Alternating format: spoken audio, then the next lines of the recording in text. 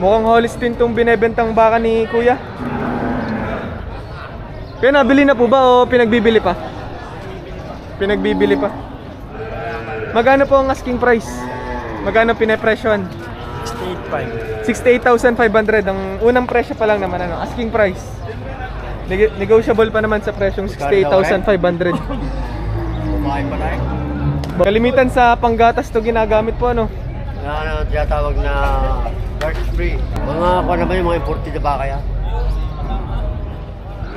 Mga imported na baka.